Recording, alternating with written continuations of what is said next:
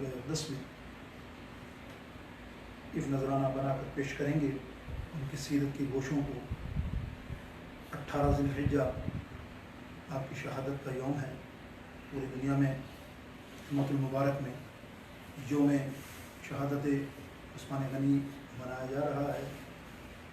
اللہ تعالیٰ نے ہمیں توفیق بخشی کہ ہم بھی اتنی عظیم شخصیت کے بارے میں جس کی اسلام کی خدمت اور اسلام میں خدمت بے پناہ، ان کے کچھ فضائل کا ذکر کریں گے. میرے دوستوں بزرگوں، حضور علیہ السلام کی بے شمار احادیث پاک میں ان کا ذکر ہے، بے شمار حدیث پاک میں ان کے فضائل کا ذکر ہے. ان کے القاب اور ان کے لقب کو دیکھیے کہ آپ ذی الحجرتین، ذی النورین، ذی البشارتین، اور سرکار علیہ السلام نے انہیں غنی کا لقب عطا فرمایا. غنی مانے مالدار، سخی، اتنے القاب. اور الحمدللہ یہ القابوں پر پورا اترنے والے اور بھی اعزازات بے شمار ہیں. اگر وقت ملا تو انشاءاللہ عثمان غنی کی ذات گرامی پر گفتگو کریں گے. میرے دوستوں بزرگوں، قرآن پاک میں جگہ جگہ ارشادات موجود ہیں. ایک واحد صحابی ہیں حضرت ابو بکر صدیق رضی اللہ تعالیٰ عنہ، جس میں اللہ رب العالمین نے ڈائریکٹ صحابی کا لقب انہیں عطا فرمایا. لصاحبی، جب غار میں تھے تو خطاب کیا کہ یہ ہے صحابی، یہ ہے دوست، یہ ہے ساتھی رسول اللہ کا. ان کو باقاعدہ لقب دے کر قرآن نے بیان کیا. باقی کہیں بھی آپ کو صحابیت کا ذکر نہیں آیا. لیکن حضرت عثمان غنی کی شان یہ ہے کہ ان سے پہلے اللہ رب العالمین نے کسی کو یہ نہیں کہا کہ رضی اللہ عنہم ورضوا عنہ، کہ یہ مجھ سے راضی، میں ان سے راضی. یعنی ہم صحابہ کے آگے لکھتے ہیں رضی اللہ عنہ. اگر یہ کسی اعزاز کسی کو حاصل ہوتا ہے، جو میں نے آیت کریمہ پڑھی، اس کے اندر اللہ تعالیٰ نے انتخاب کیا کہ یہ جو مومنین ہیں جو رسول اللہ کے ساتھ ہیں صحابی، دراصل یہ رضی اللہ عنہ ہیں، اللہ ان سے راضی ہے.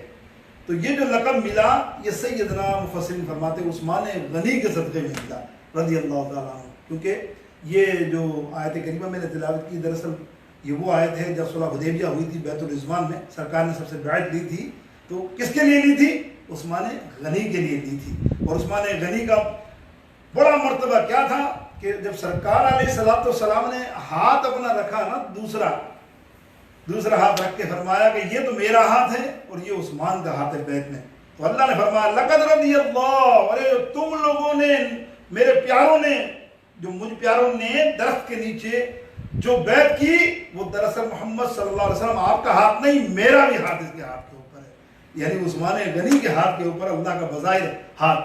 یہ بیان کرنا قرآن مجید میں اس بیعت رضوان کو انشاءاللہ موقع ملا تو اس کی بھی کچھ وضاحت تھوڑی سی کریں گے کہ کس طرح سے بیعت ہوئی. آئیے حضور علیہ السلام کے فرمودات کو فرمان عالی شان دیکھیں. سرکار علیہ السلام کی ایک مشہور فرمان ہے.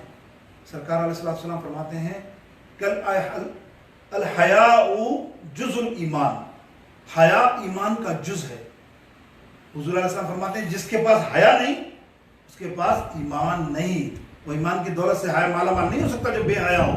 بے حیا کیسے ایمان والا ہو سکتا ہے؟ آپ خود سوچئے، کیسا دیندار اچھا ہو سکتا ہے؟ کیسا اللہ کا فرما بردار ہو سکتا؟ ہو ہی نہیں سکتا. بے حیا ہو ہی نہیں سکتا. تو اللہ کے حبیب علیہ السلام کیا فرماتے ہیں کہ میری امت میں اگر سب سے بڑا حیا والا ہے تو سیدنا عثمان غنی ہے رضی اللہ تعالیٰ، جن سے فرشتے بھی حیا کرتے ہیں. اللہ اکبر. اور اللہ یہ پسند فرماتا ہے. اس کی حدیث پاک مشکات سب کتب کے اندر موجود ہے، حوالے کی ضرورت نہیں ہے، بڑی مشہور ہے، سب نے آپ نے سنی کہ ایک مرتبہ سرکار علیہ ام المومنین حضرت عائشہ رضی اللہ تعالیٰ عنہا راوی ہیں اس حدیث کی. آپ فرماتی ہیں ایک دن سرکار علیہ السلام تشریف فرما تھے کہ دروازے پہ نوک ہوا.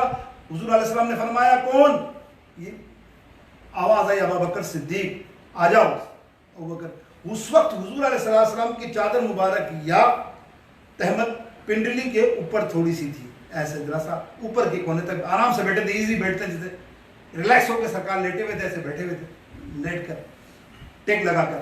آپ ہلے نہیں. سیدنا صدیق اکبر آئے اور قدموں پر آ کے بیٹھ گئے. دوسری ناک ہوئی، پوچھا کون؟ عمر فاروق رضی اللہ تعالیٰ عنہ تشریف لائے، تب بھی آپ ایسے ہی بیٹھے رہے، آئے وہ بھی بیٹھ گئے۔ اب تیسری ناک ہوئی تو فرمایا کون؟ بولے عثمان غنی۔ جب عثمان کا نام سنا تو آپ سیدھے ہو کے بیٹھ گئے، اپنی تہمت کو نیچے کیا، سب ترتیب سے ہو کے ایسے بیٹھے ان کے سامنے آرام سے، جس طرح عمومی طور پہ تو محفل میں داخل ہو کے خاص آدمی۔ بعد میں سیدنا ام المومنین حضرت عائشہ رضی اللہ تعالیٰ نے پوچھا، یا رسول اللہ میرے بابا آئے تو میں نے دیکھا آپ جیسے تھے ویسے بیٹھے تھے، عمر آئے تب بھی آپ ویسے بیٹھے تھے، لیکن عثمان غنی جب آئے تو آپ نے اپنی تہمت کو بھی نیچے کر لیا اور بالکل سیدھے بیٹھ گئے۔ بولا تم نہیں جانتی، جس عثمان سے فرشتے حیا کریں تو میں محمد صلی اللہ علیہ وسلم سے حیا نہ کروں کہ وہ حیا کے ایسے پہ کریں۔ خود ام المومنین فرماتے ہیں کہ جب بھی ہمارے گھروں میں آنا ہو، کبھی جانا ہو، ہم نے کبھی نہیں دیکھا کہ عثمان غنی کی نگاہیں کبھی اٹھی ہوں، بازار سے چلتے نگاہ نیچی، کبھی نگاہ کا بھی شرم، ہر چیز کا اس طرح کے حیا کے پیکر۔ میرے دوستو بزرگوں، لقب میں نے ذی الہجرتین، 3 لقب پہ آج گفتگو تھوڑی سی کر لیں، مختصر جتنا وقت ملے۔ ذی الہجرتین، ذی الہجرتین کہتے ہیں 2 ہجرت والے، آپ کا لقب ہے، آپ نے 2 ہجرتیں کی، اور کیسی؟ بہت سو نے 2 ہجرتیں کی ہیں۔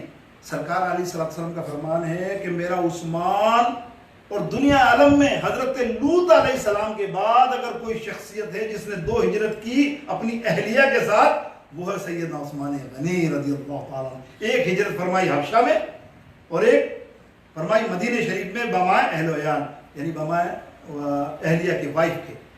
یہ لوط علیہ السلام کی نے یہ ادا کی تھی کس زمانے میں۔ تو سرکار صاحب نے بتایا کہ کائنات میں 2، یہ ذی الہجرتین کا آپ کا نقاب۔ پھر آپ کو ذو النورین یا ذو النورین کا خطہ بتا ہے، اللہ اکبر، 2 نور والے۔ یہ میں نہیں کہتا، یہ کتابیں آپ پڑھیں ابن تیمیہ سے لے کے ابن قیم سے لے کے، اور جتنے بر صغیر میں بھی جتنے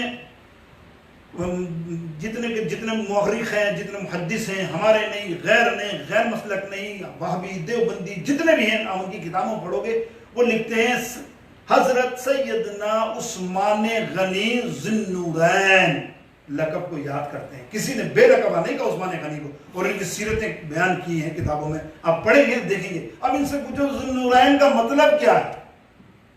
مطلب ذی النورین کا یہ ہے کہ ان کے گھر میں نبی علیہ السلام کی 2 بیٹیاں نکاح میں تھی۔